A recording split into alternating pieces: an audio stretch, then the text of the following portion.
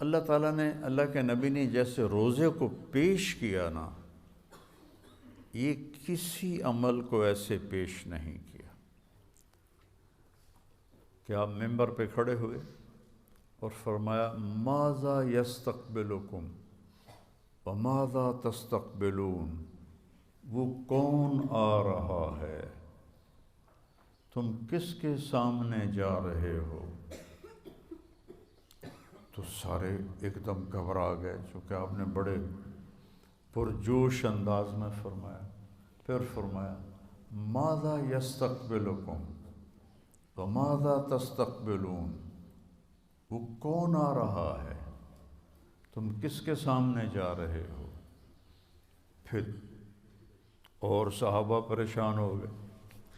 پھر آپ نے تیسری دفعہ فرمایا ماذا یستقبلکم وماذا تستقبلون، وہ کون آ رہا ہے، کس کے سامنے جا رہے ہو؟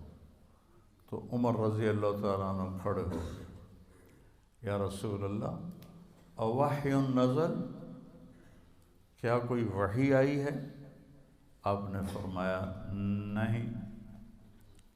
تو پھر انہوں نے پوچھا اعدو حضر، کوئی دشمن آ رہا ہے جو آپ نے دیکھ لیا ہے؟ آپ تو آپ کو غیب کے پردے ہٹا دیتا تھا اللہ آپ سے۔ اعدو حضر، کیا کوئی دشمن آ رہا ہے؟ آپ نے کہا نہیں۔ کہا تو پھر کیا ہے؟ آپ نے کہا رمضان آ رہا ہے۔ یہ تعبیر نہ نماز کے لیے ہے، نہ حج کے لیے ہے، نہ زکوٰۃ کے لیے ہے، اور نہ جہاد کے لیے ہے، نہ تہجد کے لیے ہے، نہ ذکر کے لیے ہے، نہ تلاوت کے لیے ہے۔ کسی عمل کی یہ تصویر کشی میرے نبی نے نہیں فرمائی جیسی کہ روزے کی فرمائی، رمضان آ رہا ہے۔ اور دوسری حدیث میں فرمایا اگر میری امت کو پتہ چل جائے لو یعلم امتی ما رمضان لتمنت ان تکون السنۃ کلھا رمضان، اگر میری امت کو پتہ چل جائے کہ رمضان کی کیا قیمت اور کیا فضیلت ہے، تو سارے تمنا کریں کہ کاش سارا سال ہی روزے ہوتے، سارا سال ہی رمضان ہوتا۔ تو پھر اللہ تعالیٰ نے اس کی فرضیت کو یا ایھا الذین آمنوا کتب علیکم الصیام، تم پہ روزے ہم نے فرض کیے ہیں، کما کتب علی الذین من قبلکم، جیسے تم سے پہلے لوگوں پر ہم نے روزہ فرض کیا تھا، تم پر بھی فرض کیا ہے۔ کیا ملے گا؟ لعلکم تتقون، تمہیں تقوی ملے گا۔ تو روزے کے ساتھ کیا ہوتا ہے؟ تقوی مل جاتا ہے۔ جب تقوی ملتا ہے من یتق اللہ یجعل لہ مخرج ویرزقہ من حیث لا یحتسب، جو تقوی اختیار کرتا ہے اللہ تعالیٰ اس کو وہاں سے رزق دیتا ہے، اس کو ہر تنگی سے راستہ دیتا ہے، اور وہاں سے رزق دیتا ہے جہاں سے اس کو وہم و گمان بھی نہیں ہوتا۔ اب یہ راستہ صرف مسلمان کے پاس ہے کہ اگر وہ تقوی اختیار کرتا ہے تو اسے اللہ وہاں سے دے گا جس کا اس کو وہم و گمان بھی نہیں ہوگا۔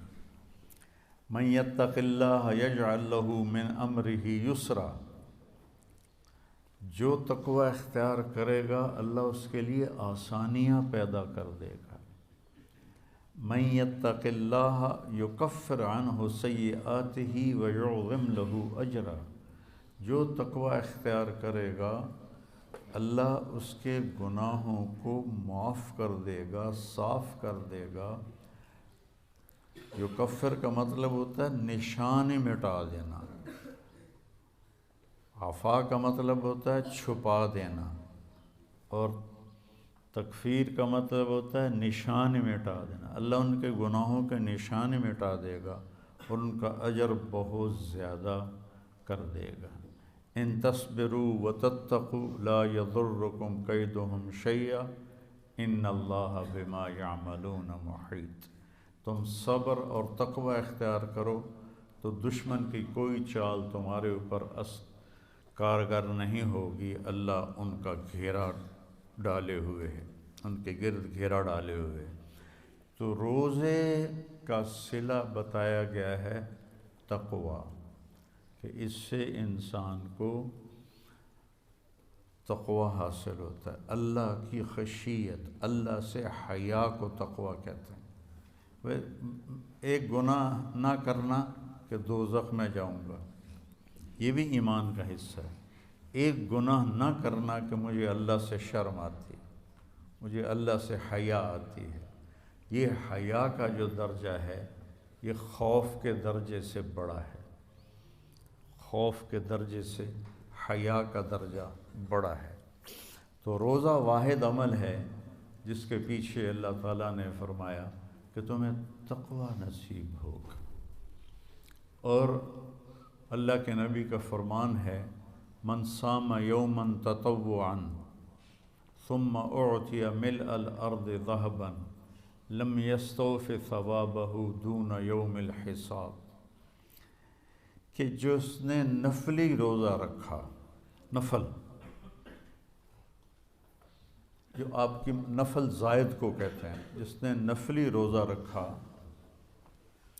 اور پھر اس کے بدلے میں پوری دنیا سونے سے بھر کے اس کو پیش کی گئی، 7 بر اعظم سونے سے بھر کے اس کو پیش کیے گئے کہ یہ آپ کے روزے کا بدلہ ہے، تو میرے نبی نے فرمایا کہ یہ سونے سے بھرا ہوا جہان اس نفل روزے کا بدلہ نہیں بن سکتا، صرف قیامت کے دن اللہ ہی اس کا بدلہ عطا فرمائے گا۔ تو فرض روزے کو حضرت علی نے فرمایا جو ایک روزہ چھوڑ دے فرض اور پھر قیامت تک روزے رکھتا رہے، زندگی بھر نہیں، قیامت تک زندہ رہے اور روزے رکھتا رہے، تو اس ایک فرض روزے کے اجر کو حاصل نہیں کر سکتا۔